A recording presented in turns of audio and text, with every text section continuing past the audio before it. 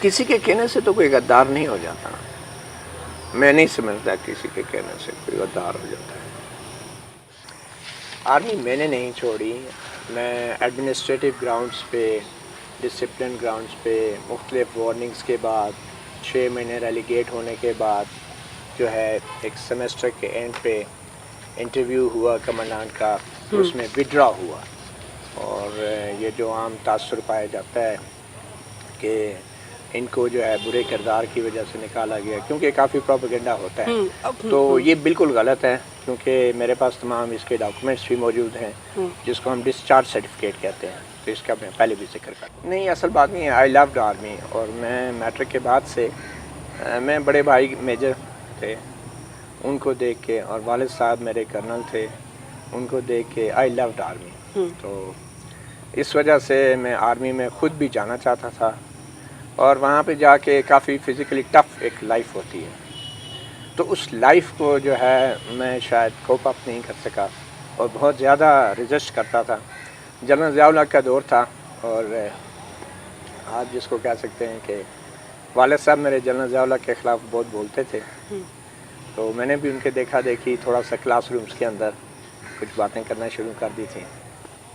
تو platoon commander میرے like نہیں کرتا. نہیں، آرمی سے گرج نہیں ہے مجھے، آرمی کے پولیٹیکل رول سے گرج ہے بطول. آرمی سے کوئی گرج نہیں ہے. آرمی کا جو سیاسی کردار ہے، اور یہ میں نے اپنے فادر سے انہیرٹ کیا ہے. اور جس طریقے سے جنرل ضیاء الحق نے بھٹو کو پھانسی دی تھی، تو I remember my family members cried, میری مدر، میرے فادر. تو from that onwards we never liked the political role of the army. So even as a journalist, I have inherited this thinking کہ army should not interfere in politics. میں matric کے بعد فوج میں چلا گیا، اور وہاں پہ آپ کو پتہ ہے سب سے پہلے جو انگریزی سیکھتا ہے بندہ وہ بل شٹ کے ذریعے سیکھتا ہے. I am sorry to use this word.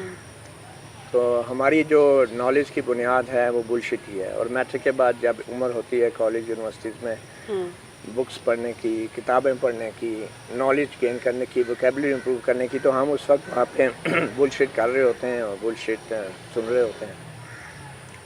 تو وہ شاید میری ووکیبلری اور میرا شاید ایکسپریشن اس وجہ سے وہ سولجر لائک ہو گیا، کیڈٹ لائک ہو گیا، اور بعد میں اس کی چھاپ جو ہے میرے ایکسپریشن میں بھی رہی. تو شاید میرے پاس الفاظ کم ہوتے ہیں اپنی فیلنگز کو بیان کرنے کے، مگر میں اپنی فیلنگ ڈائریکٹلی بیان کر دیتا ہوں. شاید یہ، اور میں بٹوین دا لائن شاید بات کرنے کا عادی نہیں ہوں. اور اس کی وجہ بھی میری وہ ٹریننگ ہے وہاں پہ، جتنی ہم نے پبلک سپیکنگ کلاسز کی تھی، اور وہاں جتنا میں نے اپنے فادر سے سیکھا ہے.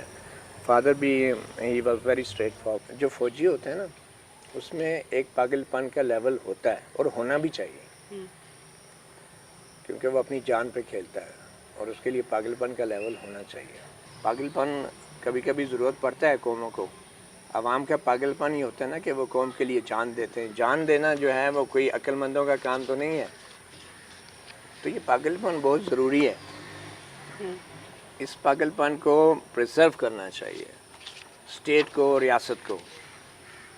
کیونکہ ابھی آپ نے سپریم کورٹ کے جج صاحب کی ججمنٹ پڑھی ہوگی، جسٹس باکر کی، کہ اگر ریاست اپنے ملک میں بونے بنائے گی، لوگوں کو ڈرا کے بزدل بنائے گی، ان لوگوں کے ذریعے وہ کوئی بڑے عظیم مقاصد نہیں حاصل کر سکتی، وہ ریاست عظیم نہیں بنے گی.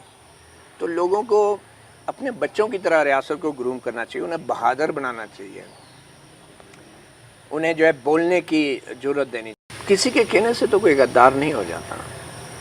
میں نہیں سمجھتا کسی کے کہنے سے کوئی غدار ہو جاتا ہے. YouTube پر گوگلی نیوز دیکھنے کے لیے youtube.com کی سرچ بار میں googly news T V type کریں. گوگلی نیوز کے پیج پر سرخ رنگ کے سبسکرپشن والے بٹن پر کلک کرنا نہ بھولیے. YouTube پیج پر اپلوڈ ہونے والی ویڈیوز سے باخبر رہنے کے لیے بیل آئیکن پر کلک کیجیے. آپ کو ہر نئی ویڈیو کے بارے میں نوٹیفیکیشن موصول ہو جائے گا.